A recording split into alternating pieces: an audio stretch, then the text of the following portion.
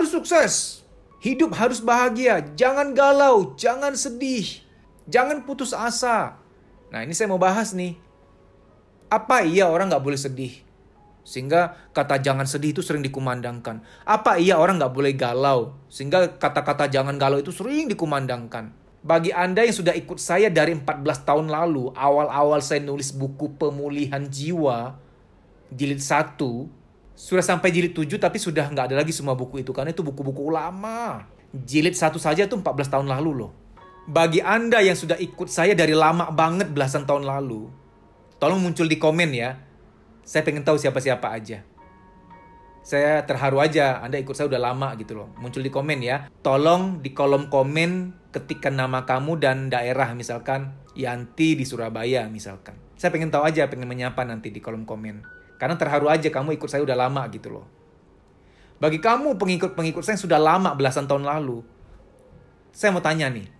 Pernah nggak Deddy Susanto di buku pemulihan jiwa, atau di Twitter, atau di Instagram, atau di seminar berkata jangan sedih, jangan galau? Pernah nggak?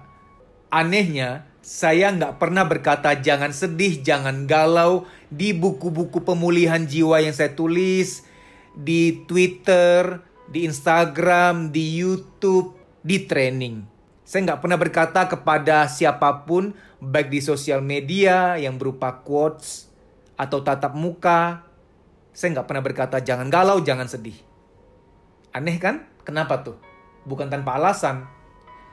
Karena saya tuh sangat manusiawi dan sangat menerima kenyataan. Sedih itu wajar.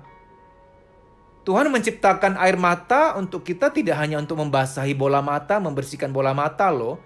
Air mata memang untuk dikeluarkan. Untuk katarsis. Untuk mengeluarkan racun-racun kesedihan, kekecewaan, ketakutan, kemarahan, kehampaan. Sedih, nangis, perlu, manusiawi, harus diterima. Saya nggak respect sama orang-orang tua yang jangan sedih, jangan nangis, jangan cengeng, jangan galau. Alhasil anaknya akan tumbuh jadi orang yang penuh PR. Banyak PR kesedihan yang nggak keluar. Banyak kekecewaan terpendam yang nggak keluar. Banyak kemarahan, banyak jeritan, banyak kepedihan yang nggak keluar. Dan kasihan nanti di masa dewasanya mengganggu ke produktivitas, ke kesehatan, bahkan ke hubungannya kepada pasangan dan anaknya. Kita tuh gitu tuh. Keselnya sama siapa, sedihnya sama siapa, dipendam, gak keluar. Nanti tumpahnya kepada siapa? Kepada orang lain lagi.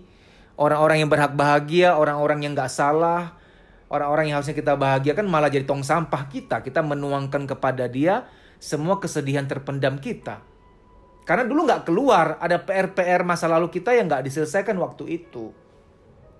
Mengapa saya gak pernah berkata jangan sedih, jangan galau? Supaya kalau kamu emang sedih, oke, cari waktu, cari tempat.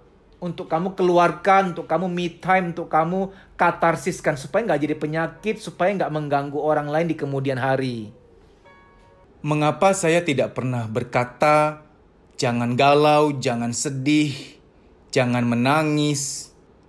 Itu semua berdasarkan sebuah teori bahwa kesedihan dan kekecewaan kalau nggak dikeluarkan itu akan jadi PR, akan terpendam di alam bawah sadar. Bila suatu saat sudah penuh, gudang jiwa sudah penuh, maka akan meledak. Ada orang yang meledaknya keluar, ada orang yang meledaknya ke dalam. Meledak keluar itu dia menyakiti orang lain. Dia meneruskan luka itu kepada orang lain. Menyakiti anaknya, pasangannya, rekan kerjanya. Itu meledak keluar. Ada orang yang meledaknya ke dalam jadi penyakit. Badan gampang capek, nyeri di bagian ini itu di tubuh. Kurang bisa tidur. Pikun dini, rambut rontok. Sulit konsentrasi. Tidak sekreatif dulu lagi. Dan lain-lain sebagainya. Makannya ke dalam. Wahai orang tua, berikanlah forum, berikanlah kesempatan, berikanlah momen untuk anakmu meluapkan kesedihan dan kekecewaannya. Buang jauh-jauh pola asuh yang gak boleh nangis, gak boleh cengeng. Itu sebenarnya konteksnya benar kalau di tempat umum. Karena kesedihan bukan untuk diumbar. Tapi kan Anda orang tuanya. Tempat terbaiknya dia untuk menjadi apa adanya, melepaskan emosi negatifnya supaya nggak mendem. Dia emang nggak boleh nangis di sembarang tempat, di tempat umum, di halte, di mall, ya nggak boleh. Tapi kan kepada Tuhan dia boleh, kepada Anda boleh, Anda kan wakilnya Tuhan. Begitu orang tua sudah tidak memegang peran sebagai wakilnya Tuhan di dunia ini, maka tumbuhlah orang-orang yang banyak PR, kesedihan, dan kekecewaan terpendam. Jadi saya pribadi tidak pernah mengatakan kepada orang jangan nangis, jangan galau. Ketika orang sedang galau, sedang sedih, sedang kecewa, ya biarkan saja. Dia memang ada masa-masanya seperti itu, biar dia keluarkan. Jangan juga kita paksa dia pura-pura bahagia. Kalau memungkinkan kita dengar curhat dia, kalau memungkinkan kita berada, mendengarkan, mendampingi, supaya PR-nya selesai hari itu. Jangan sampai PR-nya nggak selesai, PR-nya masih dibawa tahun depan, 2 tahun lagi, sampai ke masa depan. Yang kasihan nanti keluarga kecilnya ketika dia sudah menikah. Maka di training kami, saya masukkan sesi-sesi, teknik-teknik, metode-metode yang akan mengulik kembali, yang akan memicu tombol-tombol, pintu-pintu di mana ada ruangan-ruangan yang masih menyimpan kesedihan dari masa lalu. Makanya ikut training saya itu isinya menangis saja. Bukan menangis yang dibuat-buat, itu memang PR-PR masa lalu Anda. Begitu udah kelar ya plong banget, enak banget, lapang banget hati. Orang yang sedang terbeban, banyak memendam rasa, banyak memendam kesedihan dan kekecewaan, dimotivasi nggak akan mempan. Ayo bangkit, ayo semangat. Ayo kerja, ayo produktif. Kamu pasti bisa. Nggak akan mempan. Nggak akan mempan. Karena dia menyimpan beban. Beban itu harus dicopot dulu, harus rontok dulu, baru dia akan ringan langkahnya. Sebenarnya ya, motivasi itu tidak perlu.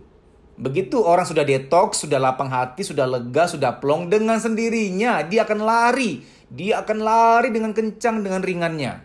Oke, jadi begini.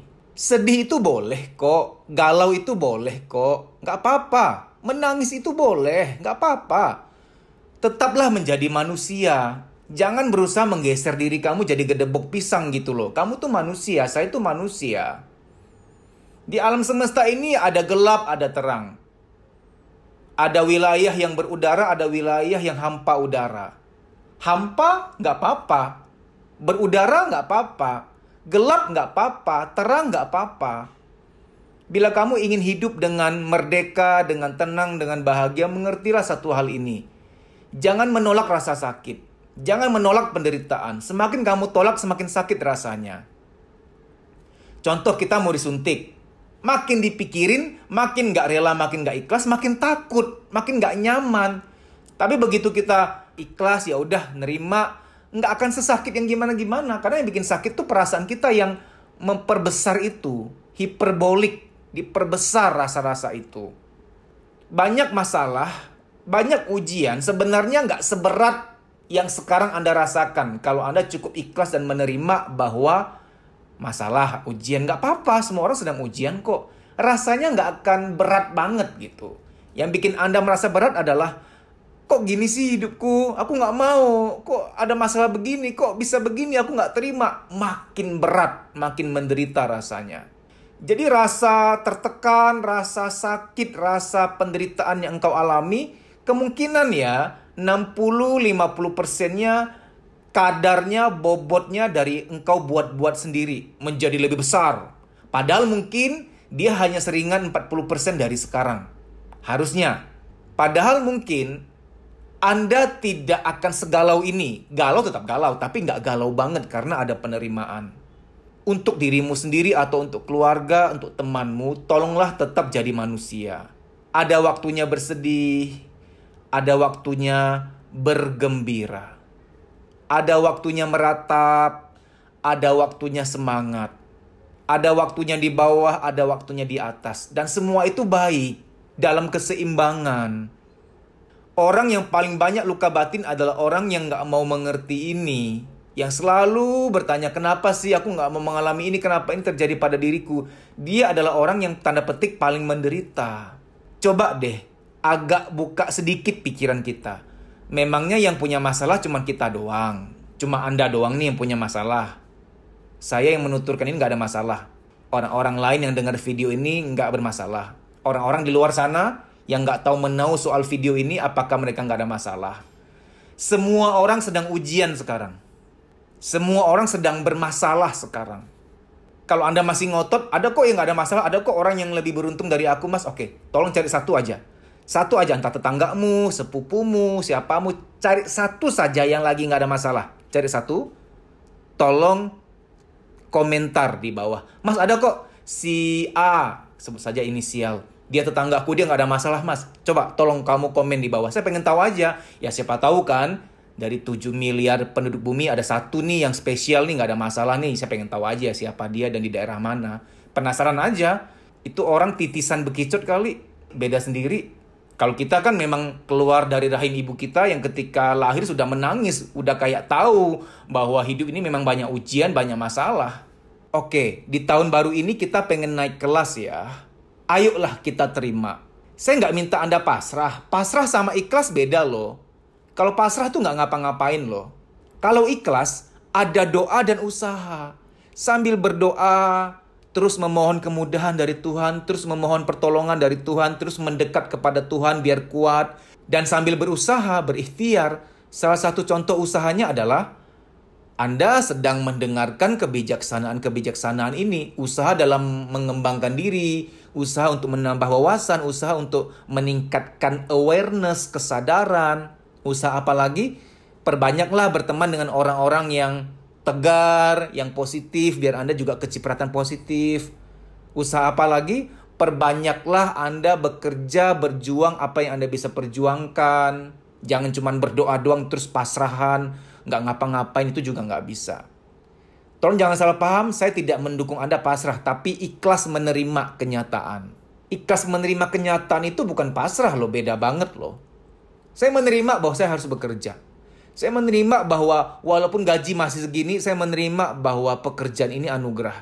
Saya menerima bahwa punya adik atau punya kakak yang nyebelin. Ya emang mereka takdir saya, memang mereka adalah ditakdirkan adik atau kakak saya. Saya menerima punya papa seperti ini, punya mama seperti saya menerima. Dan usaha saya adalah saya ingin tetap menghormati. Saya ingin tetap memberikan cinta, memberikan penghargaan walaupun saya tidak dihargai. Saya menerima bahwa sedang tidak ada kerjaan.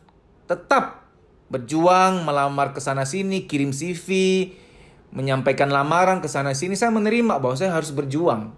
Dan saya menerima kalau belum ada panggilan ya nggak apa-apa, saya terima itu. Namun saya juga menerima bahwa saya harus tetap berjuang. Saya terima kenyataan bahwa perjuangan saya diperlukan. Saya menerima kenyataan bahwa saya diharapkan untuk tetap bergerak. Semua kegelapan yang kamu alami, hal-hal nggak enak, hal-hal buruk yang kamu alami, itu adalah bagian dalam harmoni alam semesta. Tolong mengerti baik-baik ya, semoga kedewasaanmu bisa mencerna ini. Nggak gampang memang, karena mungkin Anda berkata, Mas jadi mah enak, aku ngalamin ini loh Mas. Emang itu ada baiknya apa dalam hal itu? Itu buruk banget Mas. Oke, saya berusaha empati, nggak gampang jadi kamu. Saya kalau jadi kamu pun belum tentu sekuat kamu. Kamu hebat, saya nggak akan menghakimi. Ujian kamu mungkin berbeda. Namun, sekiranya kamu mengerti bahwa sampai kamu diizinkan ujian seperti itu karena kamu dianggap kuat oleh Tuhan. Tuhan tahu kamu mampu melaluinya. Itu nggak enak, itu buruk memang, itu pahit memang, betul. Saya paham dan saya tidak mau mengentengkan. Saya nggak akan menggampangkan masalah bahwa harusnya kamu move on dong, harusnya kamu bangkit dong, enggak. Toh saya tipe yang, kamu lagi sedih, oke, menangislah nggak apa-apa. Kamu lagi bete, lagi hampa, ya sudah, me time. Saya orangnya nggak pernah nge-push kok, nggak harus kamu terima sekarang kok. Ikhlas dong, terima kenyataan dong, enggak. Kamu nggak harus menerima kenyataan sekarang. Ketika menangis, menangislah, biar ini nggak jadi PR nanti. Keluar